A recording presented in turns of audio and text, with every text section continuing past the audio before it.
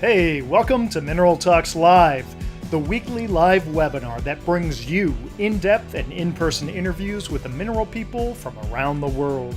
Mineral Talks Live is brought to you by a joint effort among the Mineralogical and Geological Museum at Harvard University, the Society of Mineral Museum Professionals, and Blue Cap Productions. Tune in every Wednesday and stay connected to your mineral world. Now, broadcasting live from beautiful Honolulu, Hawaii, the land of aloha, ukuleles, and shakas, this is Mineral Talks Live.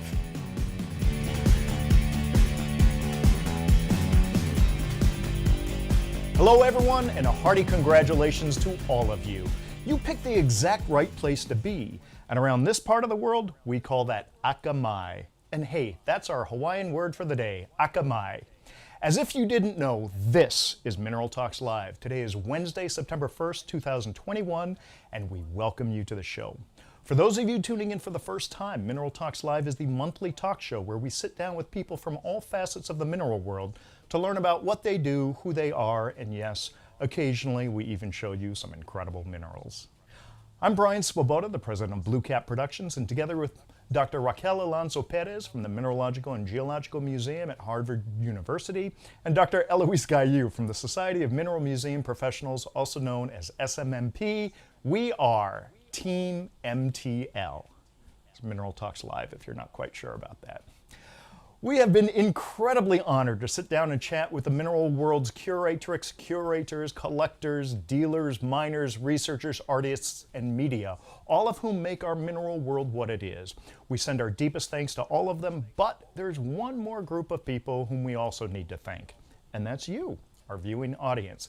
Without you, we wouldn't have a show, and the first Wednesdays of every month would be just like all the others. So thank you for watching. Click the like button below and be sure to tell a friend about the best mineral talk show in the world.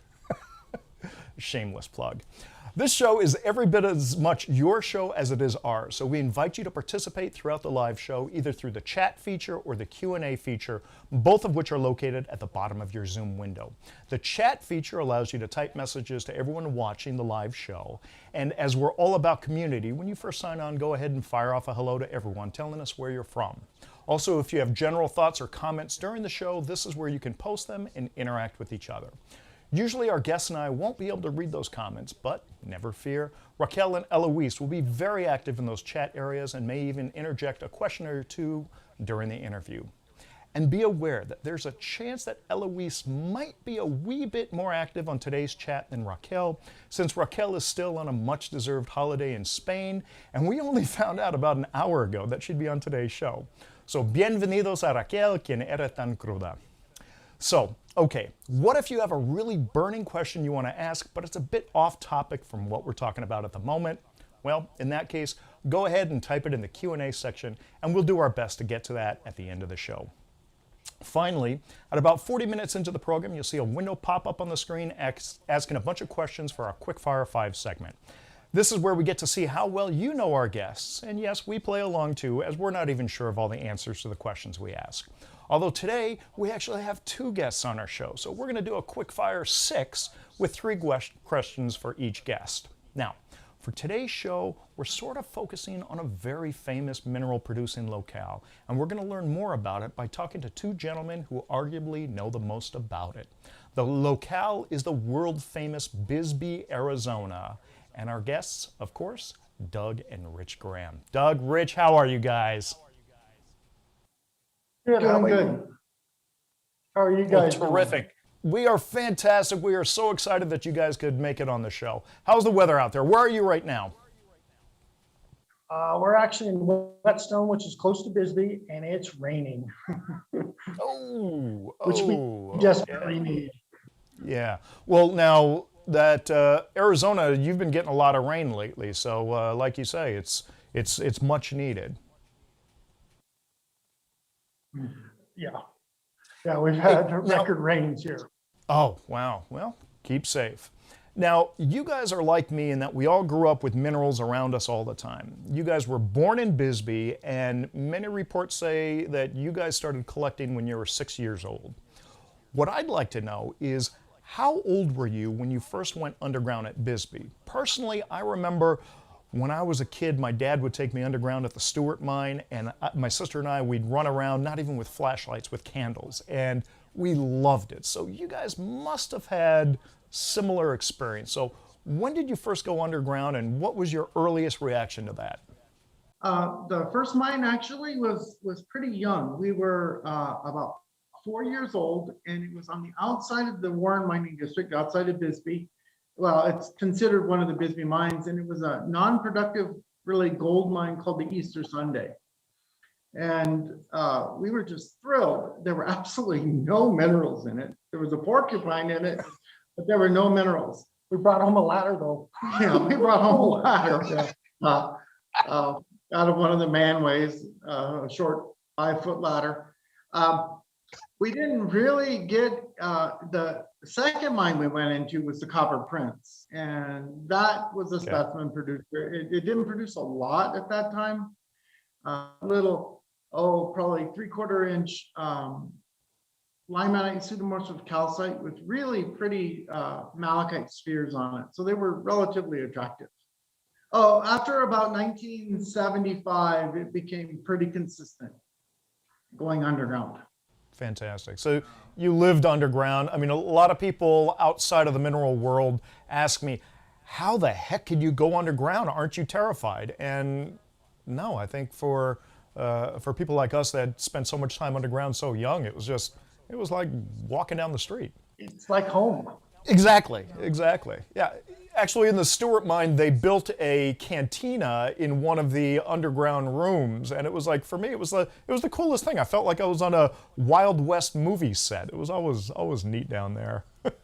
At some point, a mineral specimen had to have jumped out. I mean, you guys have been exposed to so much, but some mineral specimen must have jumped out and really kind of spoke to you. I'd love to hear from each of you. What was that first mineral specimen, and why did it kind of resonate so strongly with you? Well, what happened is when we were real little, Dad would just kind of sit us down by the mineral case, and he would just start handing us rocks. And the one that really brought in to me is an azurite rose. I can kind of show it right there. This is the one Dad just handed it to me, and it just felt so good, and it was so pretty. And then, of course, Dad told the story that he found it behind a piece of lagging inside the mine when he was a geologist. And that just drew me in after that. Mine was a little different. It's this piece right here. And I don't know if you guys can. Okay, it's sort of shadowed because it's and oddly enough, it's the oldest piece that a family member collected. It was collected by my great-grandfather in 1893. But that had nothing to do with it. I didn't even know it at the time. But it's just one of those really sparkly azurites. And because it was a vug, and it's a fairly hard azurite, I could safely hold it as a kid. And I just looked in there, and just looking at the sparkling blue-black nature, this would be the piece that really pretty much set the stage that I was going to be collecting forever. So how old were each of you when you were exposed to your respective pieces? We were tiny. I don't even remember how old I was. Wow. Because my dad wanted us exposed earlier. He pretty much wanted us to be mineral collectors. Of course. He needed collecting partners. Let me go off. 3 or 4, maybe. Oh wow, really super early. Let me go off script here. What have you named? What are the pet names for each of those pieces? We don't name our rocks. Yeah, we're really boring. I don't have a single. True mineralogists. Yeah, we're really boring. No, I love it. I love it. Now, you guys worked together as miners in Nome, Alaska. You worked at the Sunnyside mine in Colorado, at the Continental mine in New Mexico. The list goes on and on. You both were also tour guides at the Copper Queen mine in Bisbee. And Doug, you're now the manager of the Queen Mine Tours, right? Tell us something about the Copper Queen mine that few people would know. It could be a feature of the mine or a story about a guest, whatever you like, but something that not a lot of people know about it. I don't think people really understand the size of, okay, one thing, the Copper Queen mine, it's best to look at it as all mines in Bisbee, okay?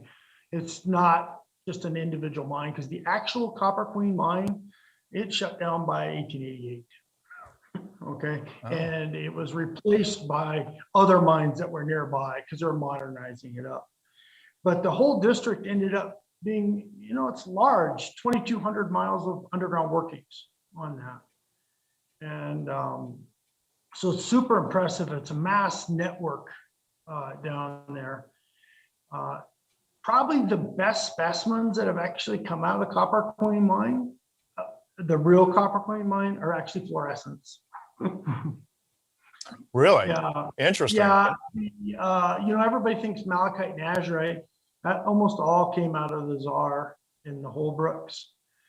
The malachite that came out of there was definitely ore grade, but it's too bad I don't have one to show you. They're ugly at best. Yeah, we don't own a single display specimen that came out of the Copper Queen. Yeah. Yeah, Very Interesting. Very interesting. I don't think I've ever seen one. Okay. Yeah. Yeah, when you're in the mine, you understand why that happened. It's, you know, the original Copper Queen mine was very small, wasn't set up for production. And in 1885, they sunk the Czar shaft for production, and it just overwhelmed the Copper Queen mine.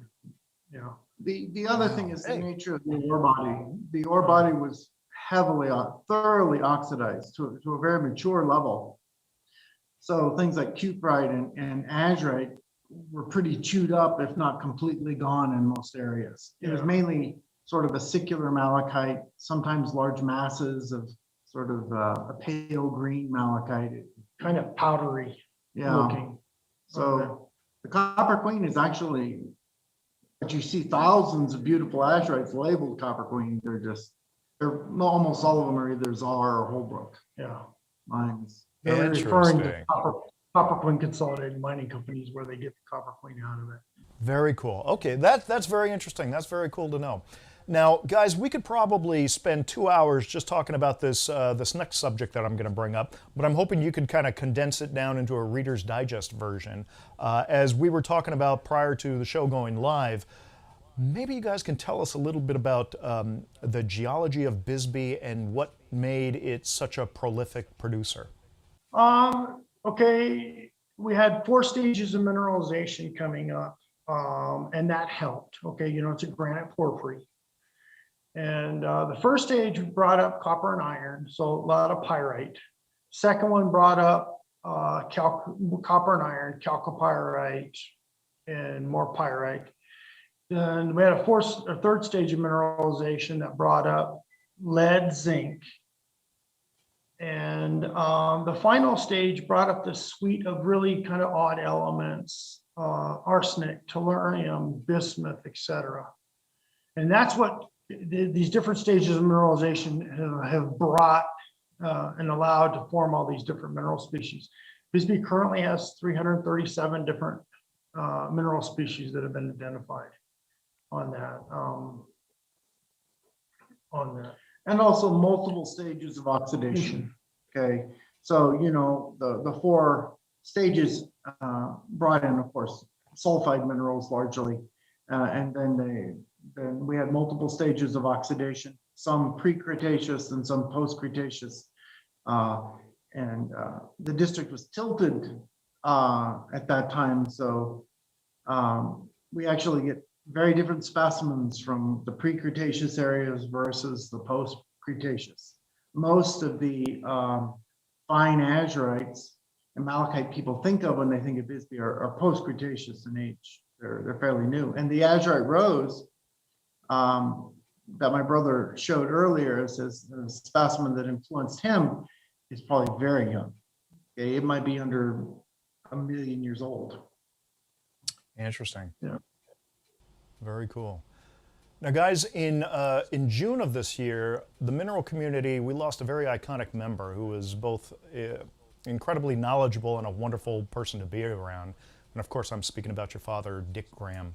I know way too well what that feels like. And your father was a prolific writer, and I really must say how fortunate you guys must feel for having been able to co-author so many wonderful books with him on the subject of Bisbee. And here are a couple of the books that you guys, I believe, co-authored with him. Tell us a little bit about your side careers as authors and maybe what you're working on now and what it was like working with your father on some of these books. What we're working on now is we need to complete volume 3 of the mineralogy series. It was going to focus on, it's focusing on the mining aspects, a little bit of mining history, explaining how we write our labels and how to interpret labels, a little bit of a touch on important collectors in the district, and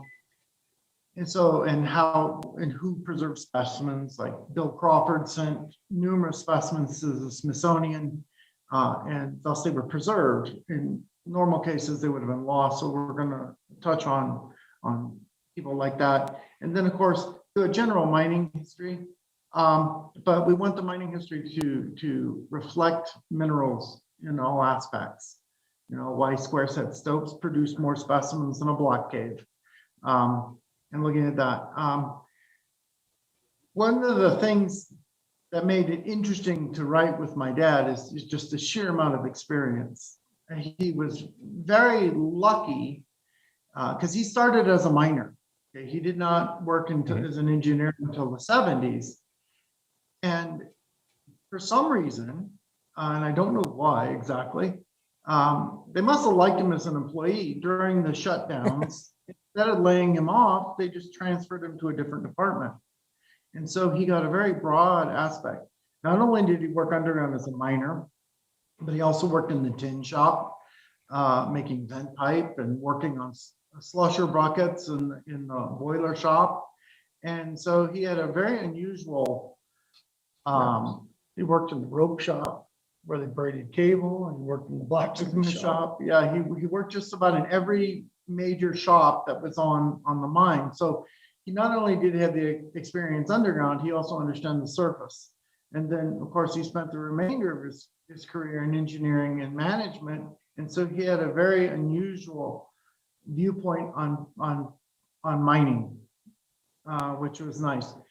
And his experience underground really paid the difference, because like he would instantly look at a sill pillar for minerals. And for most people, you wouldn't think that, but to a miner, that makes an excellent, because that's ore that has been remaining left behind.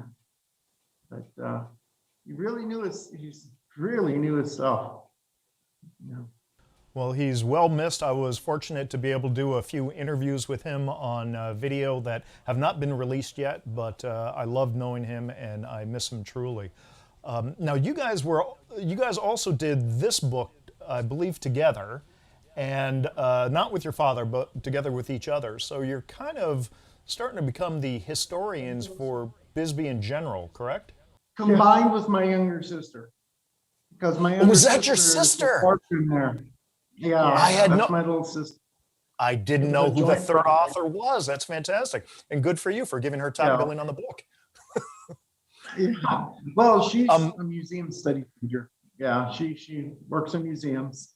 Yeah, and so history is her love. I love it. Great, great. Now, you guys had mentioned something very briefly, and I'd like you to talk a little bit more about it. As historians, you're working on that third volume, and you talked about sending the message out of preserving the depth and kind of information that you guys preserve on your labels. Can you share with us some of the information that you put on your labels? And I know that you have, I think, at least one label. Most of it's electronic, but you have at least one label that you can show the audience.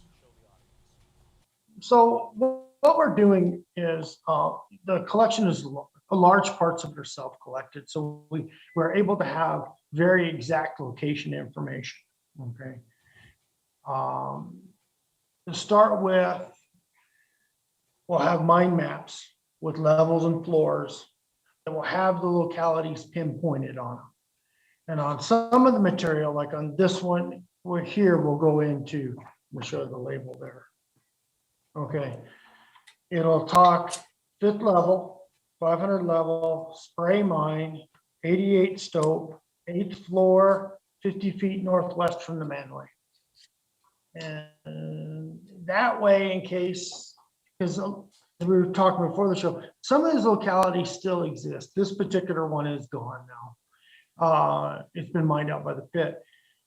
In the future, maybe 10 years, 50 years, 100 years from now, somebody will be able to go there, could actually walk to the spot where that thing was found. It really came into use when Melly Rose was working on Ed Daviite. We were able to pull out some detailed drawings, not only the crosscuts, but we had marked faults. My brother had drawn a map. It was marking the faulting and very precise locations, up to about a foot from where it was found. So that allows for an academic use of the specimens. But the other thing is, I really believe the far majority of the really important mineral localities in Bisbee still will produce. They're Have the not ability to. Yeah, or have the ability to, particularly with more modern collecting. Now, time has to pass because, you know, Freeport, the mining company, is understandably probably not going to be willing to allow collectors in.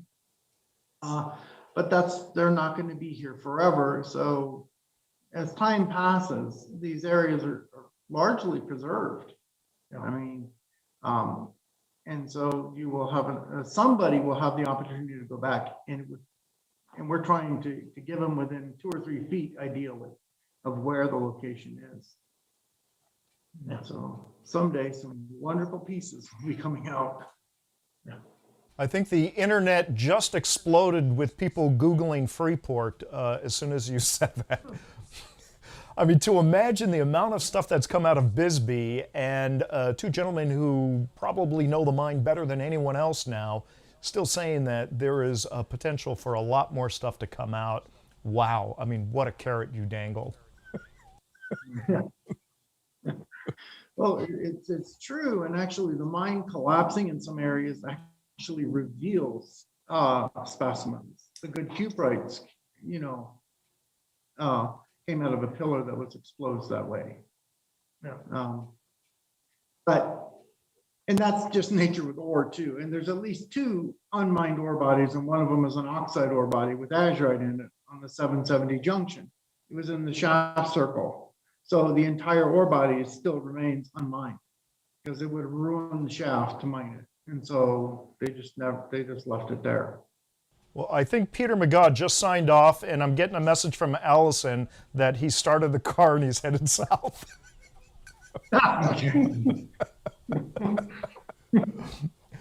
Hey guys, if I'm not mistaken, the final project that you did with your dad was the stope recreation of underground Bisbee that you built at the U of A Alfie Norville Gem and Mineral Museum.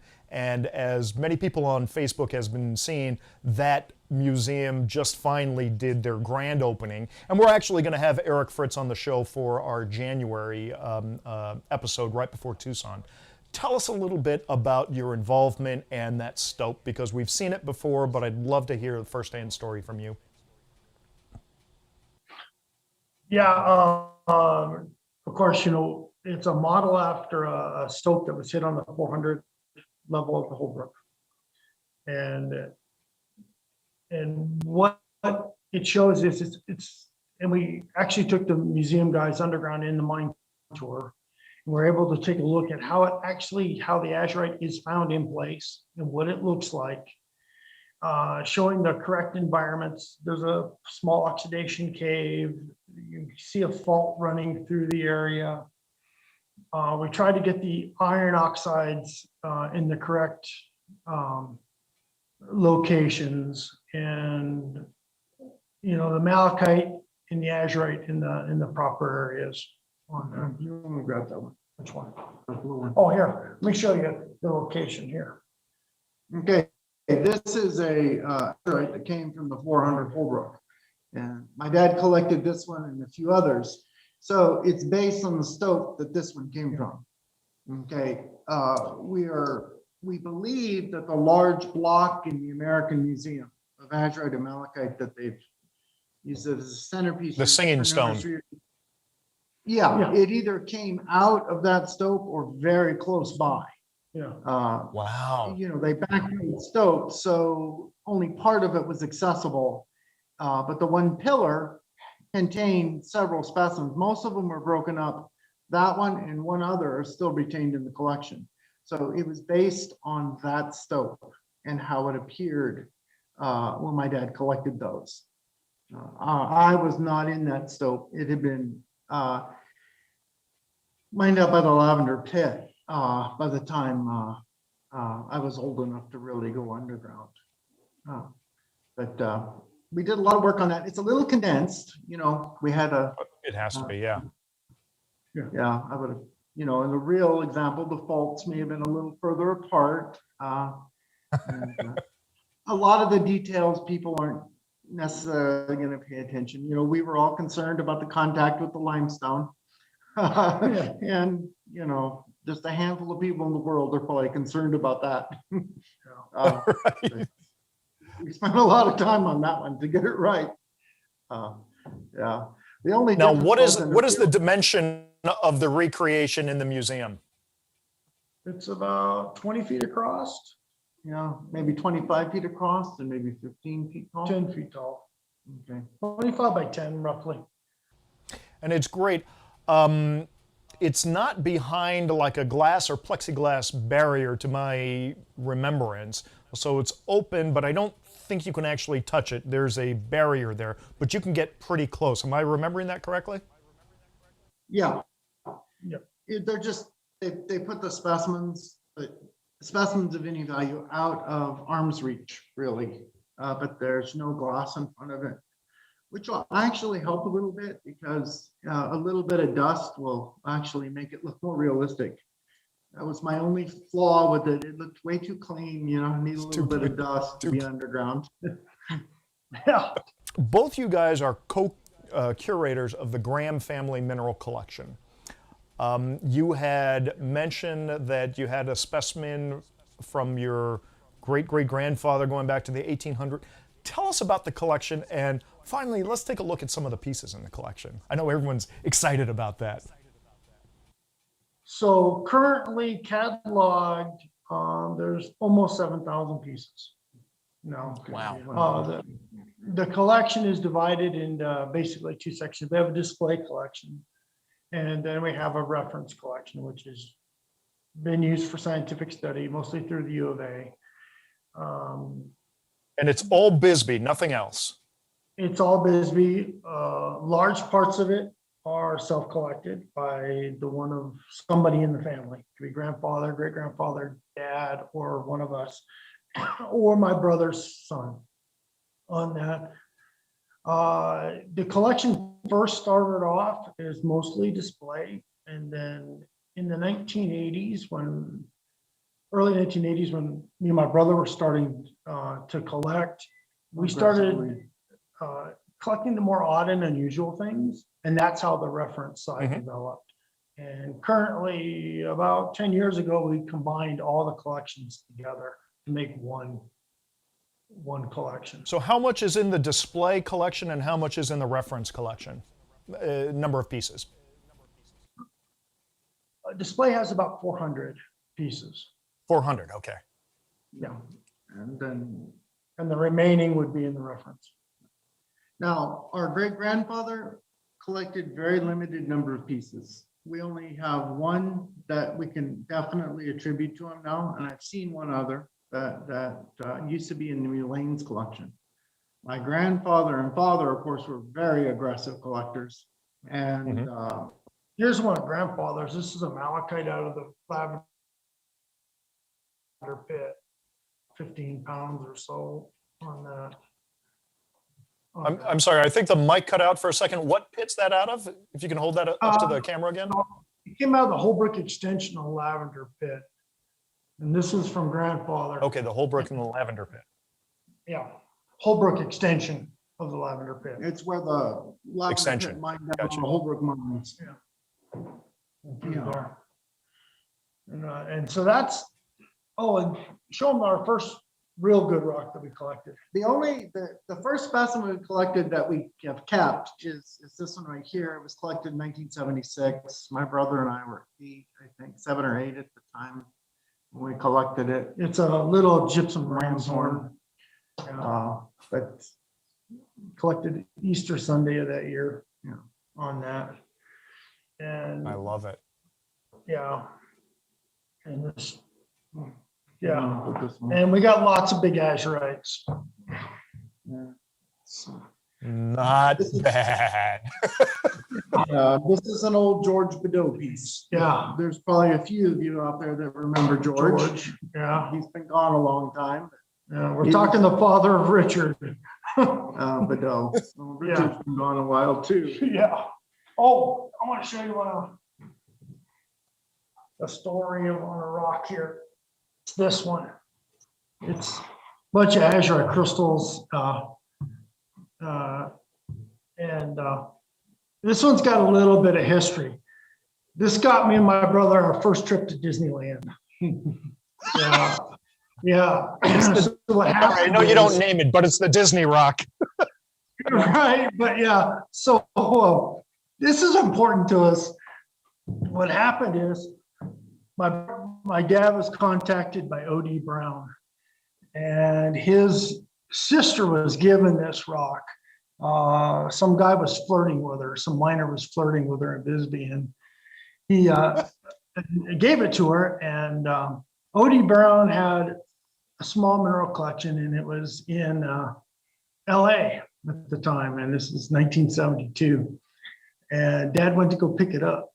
So that's how we got to go to Disneyland. Yeah, O.D. Brown's sister was a waitress in one of the restaurants in Bisbee in the early part of the 20th century, about 1910.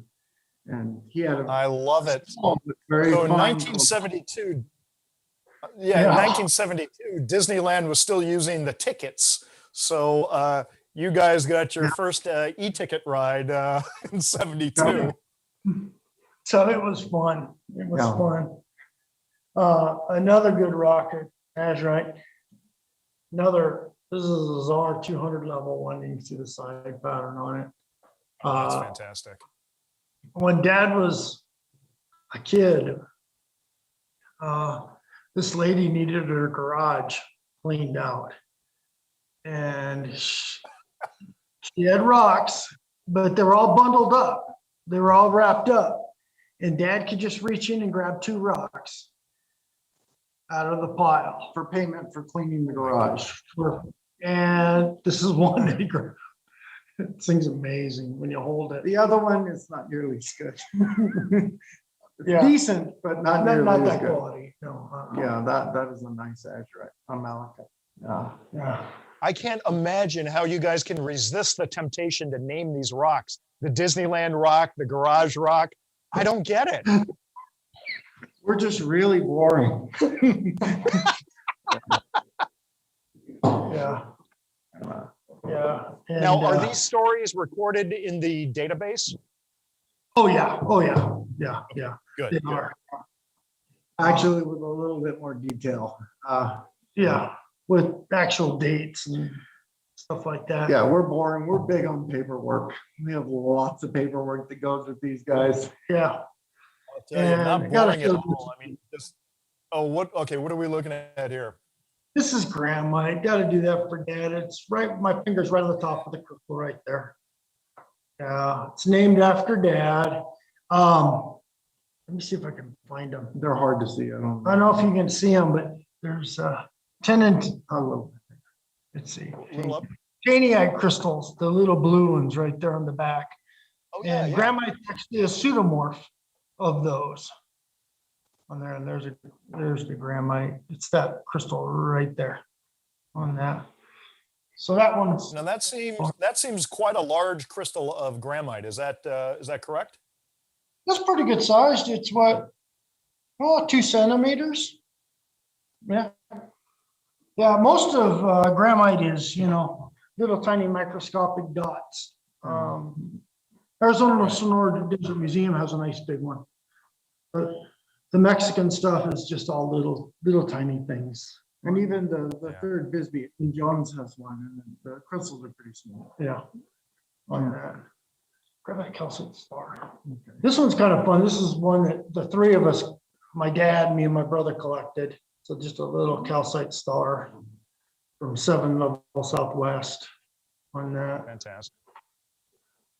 And so, let me grab a rock here. My favorite rock, which is probably worth $1, but I collected it. I like it. Just a little water clear calcite from 7 level southwest mine on there. Oh, that is a gem. Yeah, most calcite from Bisbee isn't, that form, or it's not clear. Most of it's, botryoidal. So I was really surprised when we found it. Why show them that one? And this is an interesting malachite. It's very simple, and surprisingly, it does not attach to one in the University of Arizona collection. I've only ever seen 2 of them. One's at the U of A, and we thought they would fit together, but they don't, unfortunately. Yeah, but sort of an unusual That is malachite. cool. Yeah, and then The one dad collected. this is a cuprating calcite off the 400 Czar that my dad collected in the 1960s. This is probably one of the more important localities that we're recording, because it tends to be a desirable type of specimen, and it was mined from the 1920s. And then it was still accessible because it was a tiny stope. It wasn't very big. So Okay. my dad was able to get into it. So we have a lot, and we can know the exact location on a map. Yeah, it came from right at the top of the manway, right there at the edge of the chute. And again, he used his mining experience, because the soap itself just didn't have anything in it except for little specks. And so he just went down and looked at the edge of the manway, and sure enough, he got a dozen or so really nice ones, and some other ones that we no longer own. Yeah. I'll show them the one that Little Richie collected.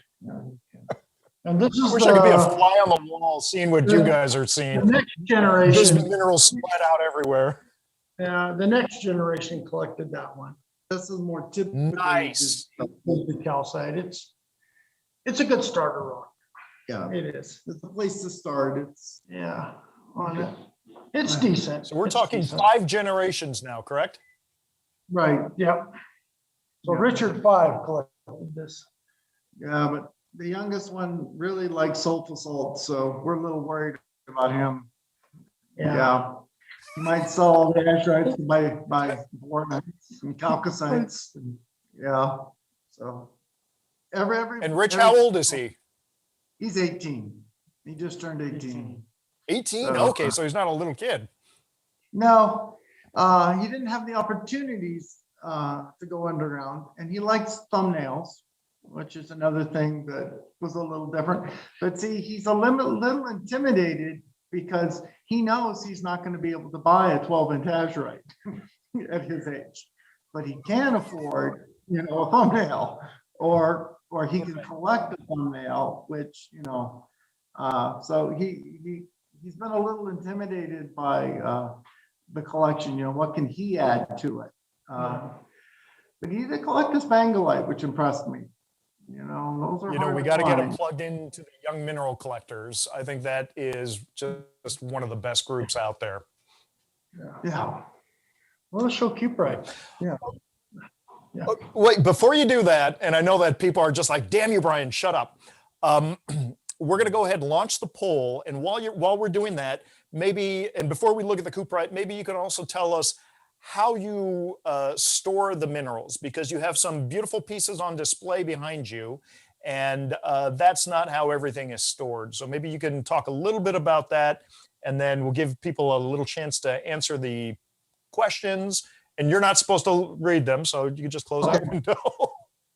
And then, yeah, so go ahead and tell us how you store your minerals. Okay, we use the lane cabinet. It's very similar to what the Smithsonian uses. Okay, so they're a drawer cabinet, airtight, with the gasket seals around them. In there, little cotton. Well, we were using the cotton filled boxes, but now we pull the cotton out and we use that condensed foam. That way we don't have the, the little cotton fibers all over the stuff. Yeah. Yeah. On that. And we found that that's working out quite well. We've got, I'd say, 3/4 of the collection that's stored in that. And the cabinets are metal. We do have a couple wooden drawer cabinets. We're trying to get away from that. But we do have some on that. And of course, it's all cataloged and all that. Well, except for the new pieces. Yeah, yeah. Well, I've got half a dozen rocks that need to be cataloged in. We do have, and since me and my brother, we both worked underground, we do have a lot of self-collected stuff that isn't Bisbee. We keep it separated from our Bisbee still. We keep it in our houses. Yeah, we got New Mexico and Colorado golds and things like that on that. But their focus is Bisbee. We don't purchase anything. If we can collect it, that's fine. But we're focused on Bisbee. Yeah. And we field collected a lot of the Bisbee. But we just show some of our favorites to show rather than, I can just see some behind me that we collected. Yeah. Terrific. All right, let's move on to the big C's. Oh, okay, sure. Now, let's talk about them though, before we get into them. It all started off, the three of us were underground. We saw about a $50 size spot of green. Now, when cuprite oxidizes, it's got a slightly different color green. It's almost a dirty lime green to it. And so we realized it was cuprite, and we busted it and we found conlite. Got all excited. And then we realized that, and this wasn't a pillar, we said, okay, well, we needed to just step back and because cuprite's found as these big nodules usually. Okay. So we decided to dig out the big nodule. And it ended up weighing how many tons? That one weighed at least a ton. About a ton. There's two nodules. Dad had to go home. Okay. And the following day, we rolled the boulder over. And on the ground, we had this. No, this one, I actually like it. It's gonna not, I don't think it's gonna look very good, but let me get it up high. It's a cube, a modified octahedron. I can't get a link through it, but this thing's absolutely water clear when you look through it on that. Oh, This was on the ground. And then we looked at the back of the boulder, and this cuprite was hanging in the mouth of a large pocket on that. Oh. And it's Jimmy, of course. That is. And Dave Wasteman and I were visiting your dad. Dave Wasteman and I were visiting your dad in 2018, and we had the chance to hold that. I was too chicken to hold it, but really? Dave bravely sallied forth and held it for me. And then this is the rest of the pocket. I know it's hard to see, and the lighting is not gonna do it real well. The biggest crystal in the back of it's almost 2 inches across. On there. Oh, Look there's at that. a little color flash. Oh, we can get some Yeah. really beautiful glints of fire right there. Yeah, and you can actually see parts of big crystals right here on the back of it. It's actually not a bad cuprite on the back. Yeah, but yeah. I don't know which one we like better, the small one or the big one. They're nice though. They're both good. But the interesting thing Small was one is gets that it was so full much of attention. rare species. Yeah, that small one I think was the show poster for Sainte Marie a few years back, wasn't it? Does anyone remember? Yes, it was. Yeah, it was Sainte Marie, right? Yeah, Yeah. yeah. So I think that gets a lot of attention. Incredible piece. It was in that Arizona collector supplement in the mineralogical record. But even Les Brasmick, he says, I saw in the chat that as much as he loves that little piece, he would prefer the bigger piece with the vug. I mean, both incredible pieces. Can you show them both again? Sure, yeah. I guess. See, that's, get some color in that. It's hard to, Yeah, that one's hard to. Oh, man. I love it, especially being self-collected. Yeah. and then there were some wonderful spangolites in that boulder and claringvolites and atacamites. It was Nantuckite. full. That was the weird thing. Nantuckite is copper chloride, CuCl. And when we broke it, the boulders, we had this clear waxy stuff. We thought maybe chlorargyrite at the time. But the next day we came back, it had altered to paracamite, made these big little towers, look like little mushrooms about 4 inches high. It just grew out of the Nantuckite as it altered, yeah. I think altered the- paracamite. Yeah, Nantuckite alters very rapidly to paratacamite. So it was a wild mineral locality. Amazing, amazing. I hope to see a lot more. Gentlemen, we're at the point in our show where we're going to do our quick fire 5, although today it's going to be quick fire 6. Are you ready for this? Yep, yes. And again, you understand how this goes. I'm going to ask you a question with 2 potential answers. Just, you got to respond immediately, just gut reaction. All of the viewers have already answered. All of your answers are correct. We're going to see how well the viewers did, okay? All right. We're going to start with Doug today. Doug, best Bond, Sean Connery or Daniel Craig? Sean Connery, without hesitation. Doug, question number 2. Ideal vacation, house on the beach or cabin in the woods? Cabin in the woods. Cabin in the woods, mountain man. Final question for Doug, favorite meal, surf or turf? Surf. Surf? Surf. Seafood. All right, Rich, we're going to switch to you. Same, same question. Favorite meal, surf or turf? Probably surf. Surf as well. Interesting. Civil War, Captain America or Iron Man? Who was the most correct? I have no idea. You got to flip a coin there. Closet with locks. So, let's just go Iron Man. Iron Man. Okay. Final question. Are you ready for this one? Better red light district, Amsterdam or Bisbee? Bisbee. Bisbee. We got to go with Bisbee. And we'll explain to everybody why I asked that question when we start listening to the viewer's response. So, Eloise, I see that your camera is on. Are you ready with the answers that our viewers gave us? Yes, I'm ready. I love that last question. Question number 1 was for Doug. Best Bond, Sean Connery or Daniel Craig? We've got the new Bond movie. They just released their final trailer for that today.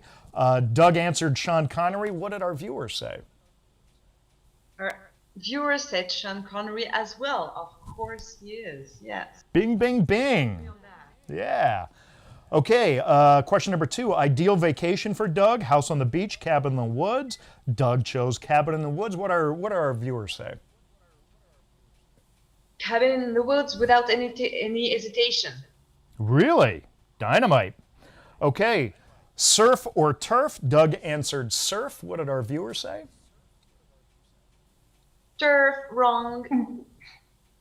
They answered turf? Turf, yes. Turf. Wrong. Okay, so that's 2 out of 3. Then we switched to Rich and we asked him what his favorite meal was, surf or turf. What did our viewers say? Sure. Really? Again, incorrect. Perhaps the most difficult question for Rich was Civil War, Captain America, or Iron Man. What did our viewers say? Rich chose Iron Man. Captain America without any great conviction, I say. Wow. Okay. And the final question for Rich, better red light district, Amsterdam or Bisbee? Rich, as he should have said Bisbee. What did our viewers say? Bisbee, of course, yes. Bisbee. And now, as to the reason why I asked this question, Rich is the author of this Whispers of the Underworld, the story of the women of the red light district of Bisbee. So, Rich, I have to ask you, do you have any tawdry tales of the lascivious women of Bisbee that you can share with us? Well, if you read the book, it's actually more about women's rights than anything else, is what it turned out to be. Because the red light district shut down by 1917. It was a very interesting place. It was, a lot of people, and for a very, 300 yards, a lot of people got shot and killed in that area.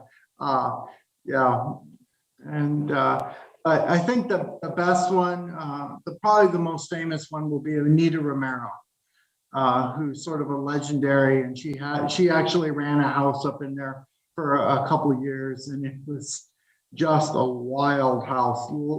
I think there were 3 shootings in that red light house. But when I try to base it on as close like you get to a historical fact.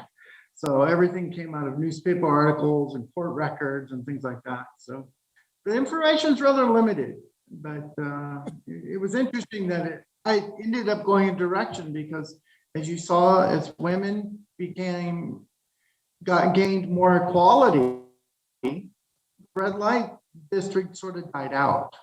Because in 1890, if a woman became a widow, there were no jobs available that could pay. A woman in Bisbee at that time would make $1 a day versus a man made $4 a day or $5 a day, depending on where they worked. So it meant starvation. So you will notice that has actually a big trend. As women got equal pay, then the red light district sort of just faded away. Well, but it was World War I that closed it. Yeah. So in the end, it's actually it was a good story, and I'm glad that we had a chance to talk about that, so that the viewers don't get the idea that you're visiting all these red light districts around the world. Oh yeah, and considering I'm an 8th grade teacher, that doesn't work well for me. So your reputation survived Mineral Talks Live. I'm glad to know that. Maybe. Maybe. I'll let you know about that. Okay, fair enough. Let's go to the Q&A session. Raquel, Eloise, how are we with questions for Rich and Doug? Okay, there was a lot of parallel conversations on the chat. So a lot of things happened on the chat. People were asking questions, answering them. And I think I'm going to read that comment from Les Fresmek. Okay, where is it? There is just not much turf in Huachuca City. Besides the last 2 meals I had with those two, one was hamburgers and the other was Mexican food. Not a piece of fish anywhere. Okay, so not sure about the surf over there. We go to Tucson. Wow, so perhaps for the first time in Mineral Talks Live history, the guests actually had the wrong answers. So yeah,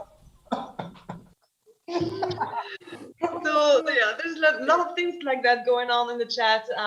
Maybe we can send you the chat log later because it's so like a lot of fun, and Les had some really good information regarding the University of Arizona Museum opening as well. So Everybody got the chance to read that in the chats.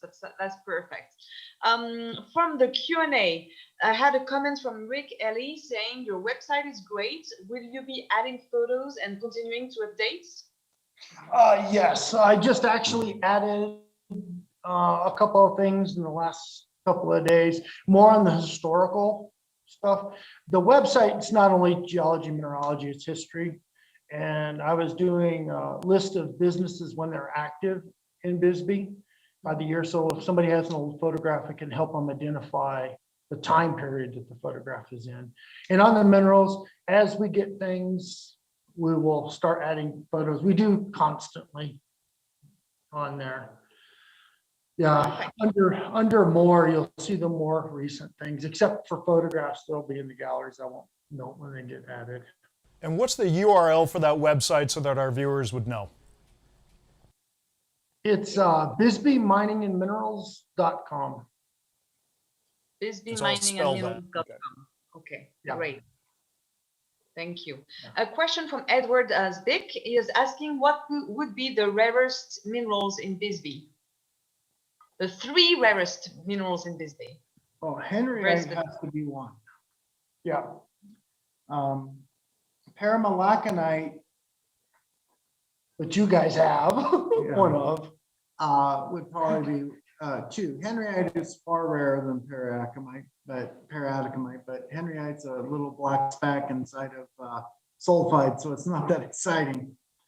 For collectors and museums. Yeah, I'm trying to think of there's a bunch of little, just little specks and sulfides. Would be another good third on that one. Kid Creekite, maybe? Yeah, Kid Creekite. Yeah. But in attractive specimens like to acquire, I think a good spangalite is extremely difficult to get from Bisbee. Yeah. Spangalite, paraatomite, And paramalaconite, and cuprocyanate. cyanotrichite. Yeah, cuprocyanate. No, this is cyanotrichite. Yeah, The other one is cyanotrichite, yeah. ugly. Yeah, cyanotrichite. Those would be the 3 that collecting. Thank you, and you both agree on that. That's perfect. Dana Nielsen is asking, do you have any Bisbee turquoise specimens? I do. I can grab it. Several are on loan to the Bisbee Mining Historical Museum because they didn't have any. Okay, And we got one right here we can show you. perfect, great. Let's see. Yeah, right there. And do you have a lot of them? Is that something that is Actually, we don't have a lot of the turquoise. And the reason why we don't is we got rid of it for azurite. Yeah. more choice? Figured it off. Yeah. On that. It's We've pretty got some scientific stuff like turquoise replacing limestone nodules and things like that. But it's good turquoise, just a couple pieces. And on that note, actually, Jim Maglasson is asking if you can show a laroconite on the camera. Do you have one nearby? Yeah. Laroconite. Laroconite. Laroconite in French. I'm sorry, my accent is not the best. Yeah, it'll take a second. It'll take a second. He's looking it up. In the meantime, could you hold that turquoise piece up again? Because I don't think we got a terribly great look at it. Let's see. And then let's spotlight, hang on. Oh, there we go.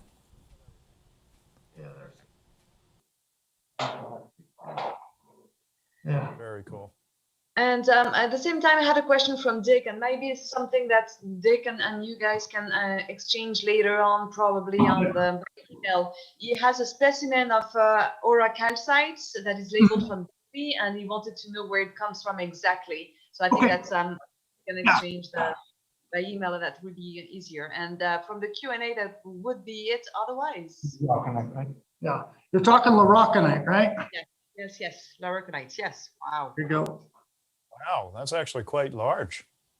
Yeah, it's a whole brick extension, lavender pit. And the chrysocolla is actually replacing. And the chrysocolla is replacing some of it. That's all. Wow, that's really cool. Les is saying that for him, sphalerite and gallenas are among the rarest specimens that are still showable. Do you have any to show us? Galena, you said? Yes, galena and sphalerite. Sphalerite, yeah, we got. It's so ugly, but yeah. Thank you, Les. Yeah, Les has been over here. He knows what it looks like. I know. What I like In a best. second, is he's that- going to say is what the, shelf and fluorescent. where. Is that Galena? This is a typical Galena. This is massive. Could you hold that up a little bit? Yeah, the good stuff, you know, if you want to see Galena crystals from Bisbee, these are Galena crystals. One thing about Bisbee sulfides, when they got in placed, there wasn't a lot of voids. So you don't generally get large Bisbee crystals, okay, of your primary minerals on there. There's a few, but not a lot. The pyrites are about as big as they get. From the sphalerite. And this is just a massive sphalerite. It'll glow bright orange under shortwave. It's also triboluminescent.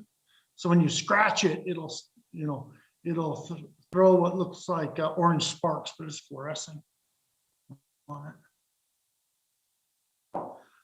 So I think that we should all meet in Tucson in February to continue this discussion about Bisbee and look at some beautiful rocks from Bisbee, right? Yeah, be a lot on display there this year. That's awesome. Thank you That so means much. you have to come to Tucson, Eloise. I'm gonna try. I'm gonna try, depending on the situation, the health situation. I really want to go. I'm dying to go, honestly. So I really hope to see you all of you there, and looking forward to it.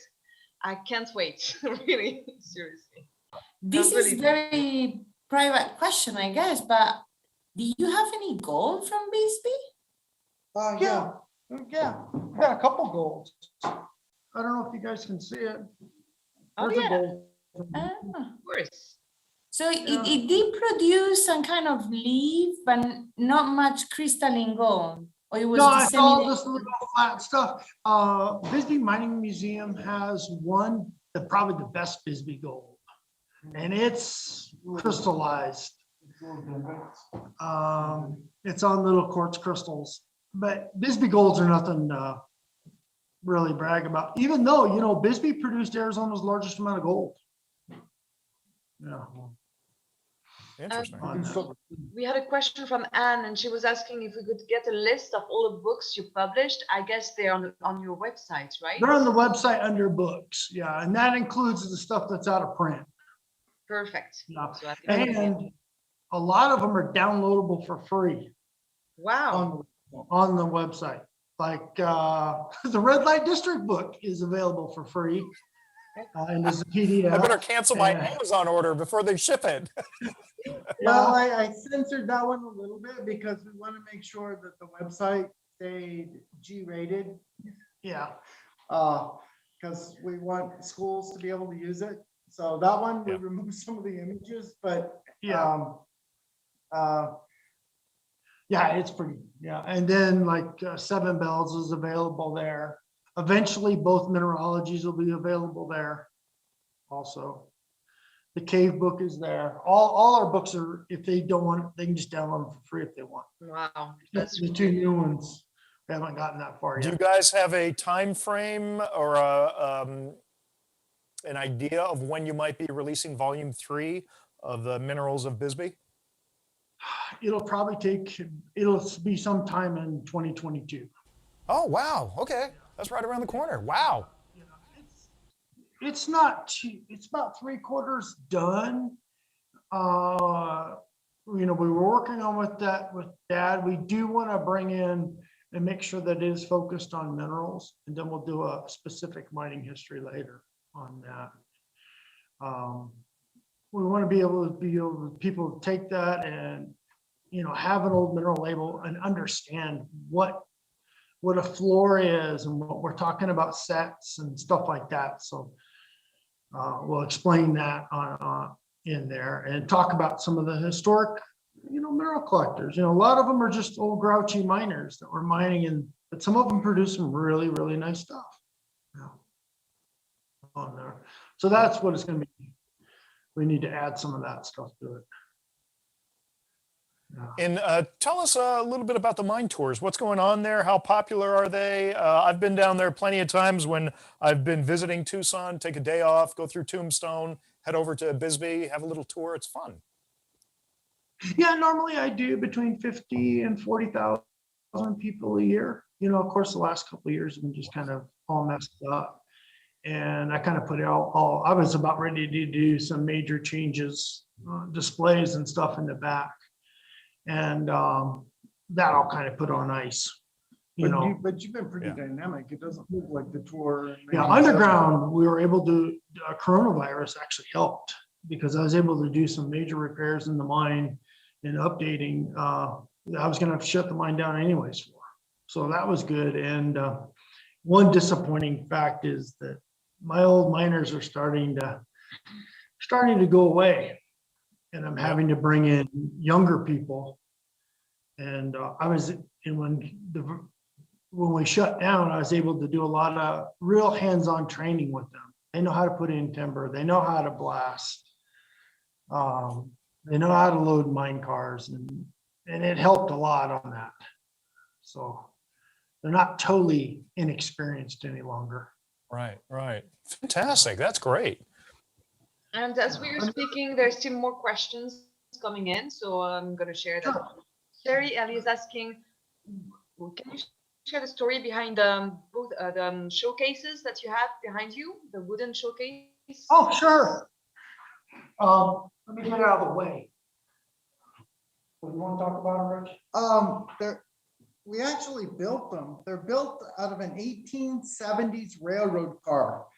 An old railroad car had been converted, a passenger car, had been converted into a mine office with all the carvings. And then the two columns on this case are actually shaft guides, mahogany shaft guides from the Bullfrog mine in Venivia, New Mexico. Yeah, so they're actually just the remains. We just recycled wood from a old passenger car. Yeah. Wow. Was about ready to get buried underneath the mine dump because they were expanding the dump, and it had been cut in half. And there's actually a set of 6 cabinets, and we're building a small one for thumbnail specimens right now. But these are fairly old. That is fantastic. Yeah, I mean, we built those in the 80s and 90s. yeah, Yeah. Excellent. I think you should add that, Brian, to into the video if you can, because we've been staring at those for the entire show as well. So it's really nice to know the story behind. Perfect. Yeah, totally. So thank you very much to all of you viewers and to our wonderful guests today. Wonderful. Thanks. Just Absolutely. So Rich, Doug, thank you so much for coming on the show. All the viewers out there, thank you for tuning in. Tune back in 1 month from now, the first Wednesday of October. We're going to have another great show for you, and I'll let you know who it's going to be 2 weeks from now. So have a fantastic month, and we'll see you in 4 weeks. Take care. Mahalo.